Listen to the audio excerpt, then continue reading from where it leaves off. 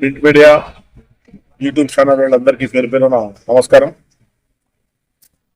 నిన్నటి రోజు అంజుమన్ ఎన్నిక చెల్లదు, అక్రమంగా దౌర్జన్యంగా కమిటీ సభ్యులుగా ఎన్నికై ప్రెసిడెంట్ గా ఎన్నుకున్నారు అని చెప్పి పత్రికల ద్వారా, ఎలక్ట్రానిక్ మీడియా ద్వారా నేను చూడటం జరిగింది. దానికి ఖండన ఇవ్వకపోతే బాగుండదు అనే ఆలోచనతో ఇవ్వటం తప్ప అతనేదో ఇచ్చినాడని, అతని వల్ల మనకేదో నష్టం కలుగుతుందనే భావన అయితే కాదు. ఎందుకంటే మన సీనియర్ నాయకులు, సీనియర్ అడ్వకేటు దాదాపు రమణ గారి మీద, అలాగే చీఫ్ ఖాజీ తరతరాల నుంచి వాళ్ళ వాళ్ళ అబ్బా కాలం నుంచి ఖాజీ పనిచేస్తున్న వినాయతుల్లా గారి గురించి, ప్రస్తుతము ఎన్నికైన కొంతమంది మాలాంటి సభ్యుల గురించి మాట్లాడడం జరిగింది. ఎందుకంటే ఆయన పేరు ఇప్పుడు ఎలక్ట్రానిక్ మీడియా, ప్రింట్ మీడియాలో ఇచ్చిన వ్యక్తి పేరు చెప్పేదానికి కూడా మాకు గుర్తించడం కూడా మాకు బాధలు అనిపిస్తా ఉంది. నేను ప్రమాణ స్పీకర్ ఉన్న రోజు, ఎన్నిక జరిగే రోజు కూడా పత్రికల ద్వారా, ఎలక్ట్రానిక్ మీడియా ద్వారా చెప్పినా అందరికీ నచ్చరు, కొంతమంది నచ్చకపోయినా సంస్థను విమర్శించడము లేకుండా ఏదైనా ఉంటే ప్రజల ద్వారా కానీ, విలేకరుల ద్వారా కానీ, పోలీసు వాళ్ళ ద్వారా కానీ, అకౌంట్ చూసేదానికైనా కానీ ఏదైనా అన్యాయం జరిగితే అన్యాయం జరిగిందని వాళ్ళ ద్వారా చేసుకోవాలి. కానీ ఇట్లా ఎలక్ట్రానిక్ మీడియా, ప్రింట్ మీడియా ద్వారా మనము ప్రజలకు ఎక్కడం మంచిది కాదని నేను ఆ రోజు చెప్తాను. వాళ్ళు ఏం చెప్పినా మనం ఇంతవరకు పెట్టలే, ఇప్పుడు కూడా పెట్టవద్దు అనుకుంటే కొంతమంది పెద్ద మనుషులను మోడంపల్లి మసీదు విషయము 75 సెంట్లు స్థలం అమ్ముకున్నాడు, అది దాదాపు ఇళ్ళ మీద, ఇంకా కొంతమంది సరఫరస్తుల మీద కూడా ఆయన విమర్శించారు. అందుకని ప్రింట్ మీడియా, ఎలక్ట్రానిక్ మీడియా ద్వారా ప్రజలకు తెలియజేసేది ఏమంటే, ప్రతి 3 సంవత్సరాలకు ఒకసారి అంజుమన్ అనే ఎన్నికలు అనేది జరుగుతూ వస్తాయి. ఏదైనా అత్యవసరంగా ఉండి ఈ సరఫరాసు 3 సంవత్సరాలు అయిపోతాను ఎన్నికలు ఎందుకు జరపరు అంటే, ఒక పని ఏదైనా జరుగుతూ ఉంటుంది, ఆ పనిని డిస్టర్బ్ చేసి మనం మళ్ళా ఎన్నికలు పెడితే వచ్చే వాళ్లకు కొంత సమయం పట్టవచ్చు చేసేదానికి. కాబట్టి ఈ కమిటీనే కొద్దిగా ఎక్స్టెన్షన్ చేసుకొని పనులు చేయించుకునే ఆనవాయితీ ఆచారము మొదటి నుంచి ఉంది. దాంట్లో భాగంగానే కొంత లేట్ చేయడం కానీ, అంజుమన్ ఎన్నికలు జరపడం కానీ ఇవన్నీ జరుగుతూ వస్తున్నాయి. ఇప్పుడు ఈయన ఎలక్ట్రానిక్ మీడియా ద్వారా ఏం చెప్తాడంటే, ఎన్నిక చెల్లదు, మా మసీదులో నేను కూడా మెంబర్గా ఉన్నాను, నాకు తెలియపరచకుండా ఎన్నిక జరుపుకున్నారు, దౌర్జన్యంగా జరుపుకున్నారు, నేను కంప్లైంట్ ఇచ్చినా సర్ఫరస్లు పట్టించుకోలేదు అని చెప్తాడు. సర్ఫరస్లను మీరు అడగండి, ఆయన ఇచ్చిన అర్జీకి వచ్చి విచారణ చేసినారా లేదా, అది వాస్తవమని తేలిందా లేదా, అవాస్తవమని తేలితే కూడా చేసినారా అనేది మీరు పత్రికలకు నేను విన్నవిస్తున్నాను. మీరు విచారించండి, సర్పంచులను అడగండి, ఎన్నికల అధికారులు ఉన్నారు, 5 మంది లాయర్లు ఉన్నారు, ఆ లాయర్లను అడగండి.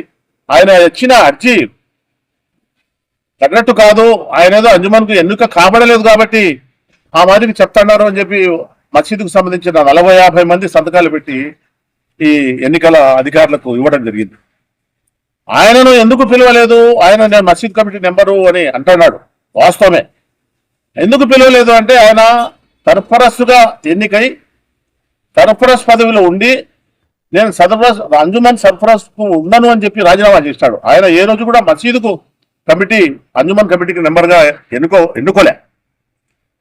ఆయన నేను సర్ఫరస్కే రాజీనామా చేసిన, కమిటీ నెంబర్కు రాజీనామా చేయలేదంటే నిన్ను కమిటీ నెంబర్గా ఎన్నుకోలేదే, నిన్ను కమిటీ నెంబర్గా ఎన్నుకోలేదు, సర్ఫరాజ్గా ఎన్నుకున్నాడు పెద్ద మనిషిగా ఉంటావని. నువ్వు పెద్ద మనిషిగా ఉండకుండా రాజీనామా చేసేసావు, నేను ఉండను, నాకు వద్దు, నేనేదో నా సొంత పనుల మీద అని చెప్పి లెటర్ రాసి ఇచ్చినాడు. లెటర్ కూడా ఉంది. మళ్ళీ ఏం చేసినాడు, నేను అంజుమన్కు రావాలని చెప్తా ఉంటే నాకు తెలియకుండానే ఎన్నిక జరిపినాడు అంటాడు. మళ్ళీ ఏమంటాడు, ఇది పెద్ద రాష్ట్ర పదవి కాదు, మేమంతా దీనికి చేసేదానికి వీళ్ళకు అవినీతి అన్యాయాలుగా వీళ్ళు పరిపాలన చేస్తా ఉన్నారు, నేను వీళ్ళపైన కోర్టుకు పోతాను అంటాడు. నువ్వు అట్లాంటి అవినీతి అన్యాయాలు చేసే దాంట్లో ఇంతకాలం ఎందుకు పనిచేసావు, ఎందుకు నాకు వద్దని రాజీనామా చేశావు? మీ నాయన కూడా కమిటీ నుంచి నెంబర్గా ఎన్నికై వైస్ ప్రెసిడెంట్ గా పనిచేశాడు. 40-50 ఏళ్ల నుంచి అంజుమన్ సంస్థ జరుగుతుంది. 100 సంవత్సరాలకు పైన చరిత్ర కలిగిన అంజుమన్ సంస్థ ఇది. నేను ప్రెసిడెంట్ అయ్యేటప్పుడు 1,80,000 రూపాయలు అప్పు ఇచ్చిపోయినారు. 1,80,000 రూపాయలు అప్పు ఇచ్చిపోయినారు ముందు కమిటీ వాళ్ళు.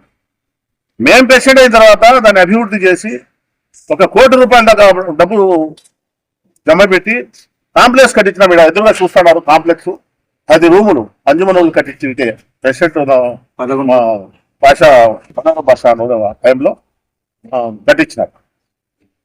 బల్లారం భాషకు నేను ప్రెసిడెంట్ గా ఉండి రాజీనామా చేసి వైస్ ప్రెసిడెంట్ గా ఉన్న బల్లారం భాషను ఎన్నుకున్నాము? రాజకీయాల ప్రేమలోపం వద్దు, రాజకీయాలు అంటున్నారు, భాషాను పెడతామని చెప్పి పెట్టాము. భాషాన ఆయనకు చైతన్య గారికి దర్గా కాడ కాంప్లెక్స్ కట్టియడం కానీ ఇక్కడ కాంప్లెక్స్ కట్టియడం కానీ కట్టారు. మీరు కూడా మీటింగ్లు పెట్టి ఆయన రాజమౌళి ప్రసాద్ రెడ్డిని తీసుకొని వచ్చి ఎమ్మెల్యేగా ₹1 కోటి విరాళం ఇస్తామని చెప్పినారు.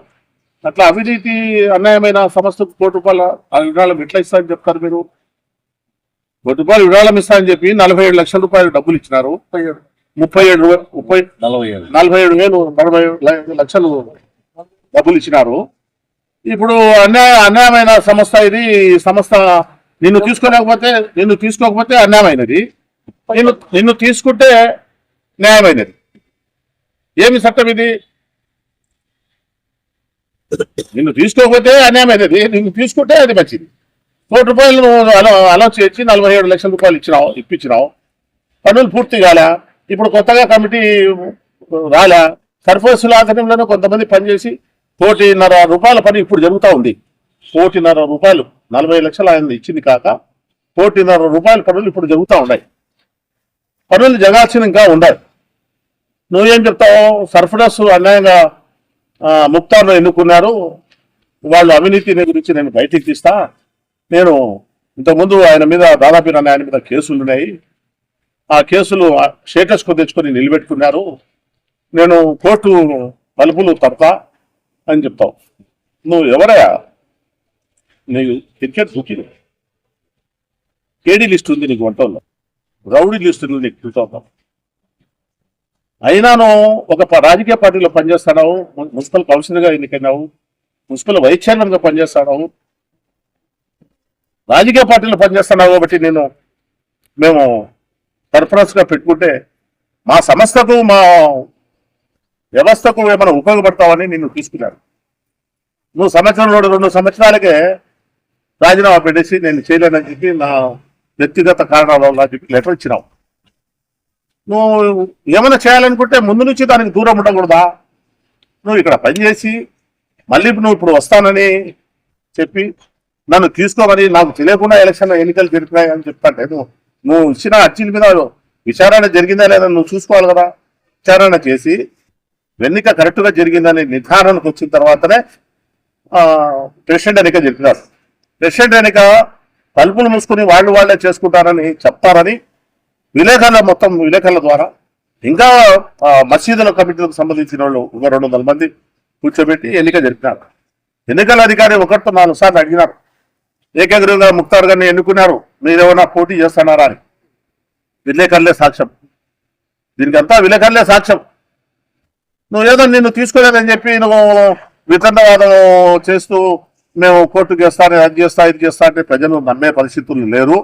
మేము ప్రజలకు తెలియజేసుకుంటున్నాము, ఇప్పుడు కూడా తెలియజేసుకుంటున్నాము. ఎవరికి ఏం అనుమానం ఉన్నా, దీంట్లో అవకతవకలు జరిగినాయన్నా, డబ్బు ఏదన్నా దుర్వినియోగం అయింది అని చెప్పినా ఎవరికైనా లెక్క చెప్పేదానికి సంసిద్ధంగా ఎప్పుడైనా ఉంటామని చెప్పి దానికి మీరే సాక్ష్యమని, మీరే వారధులుగా ఉండాలని చెప్పి నేను ఈ పాత్రికేయులకు, ఎలక్ట్రానిక్ మీడియా వాళ్లకు, మీ అందరికీ ప్రాధాన్యపడుతూ మరీ మీద వినియోగించుకుంటున్నాను. ఎందుకు చెప్తానంటే ఇటువంటి వ్యక్తులు ముందు కూడా చెప్పినాను, దాని గురించి పొద్దుటంతా తెలుసు, మా గురించి కూడా పొద్దుటంతా తెలుసు. ఇతనేదో టేబుల్ మీద కూర్చొని చెప్తానే ప్రజలు నమ్మేస్తారు, ప్రజలంతా మా వైపున ఉన్నారు అనుకుంటే అతను మూర్ఖత్వం. అతను ఏమనుకుంటాడంటే పులి చర్మాన్ని కుక్క తొడిగి కుక్క కూడా నేనే పులి అన్నాడు. పులి చర్మం కొడుకున్నంత మాత్రం నాకు కుక్క పులి అవుతుందా? అట్లా అపోహలో ఉన్నారు. ఆ అపోహలు ఎక్కువ కాలం పనిచేయవు. అంత అహంభావం పెద్ద మనుషులు 40-50 సంవత్సరాల నుంచి అంజుమన్ కోసం మృదుడి కోసం పనిచేసే దాదాపు లాంటి సీనియర్ లాయర్లు, సీనియర్ ఖాజీలు వాళ్ళను అవహేళన చేస్తూ మాట్లాడుతూ బెదిరించిన మాదిరిగా నేను కోర్టుకు పోతాను నిన్ను శిక్షిస్తా అనే దానికి నువ్వు మాట్లాడతాను అంటే నీ మాటలు నీ ఆటలు ఎక్కువ రోజులు సాగవు. ప్రజలంతా గమనిస్తున్నారు. నీకు తగువైన బుద్ధి తగువైన సమయంలో చెప్తారని చెప్పి నేను ఎలక్ట్రాగా మీడియా ద్వారా ప్రింట్ మీడియా ద్వారా ఆయనకు తెలియజేసుకుంటూ ఇంకొకసారి ఇట్లాంటి మాటలు మాట్లాడితే నీ మీద ప్రైవేటు కంప్లైంట్లు వేసి అరువు నష్టం దావా వేసి ప్రభుత్వం పోలీసుల ద్వారా కూడా నీ పైన చర్యలు తీసుకునే విధంగా మేము అంజుమన్ పోతామని చెప్పి నేను మరి తెలియజేసుకుంటూ సెలవు.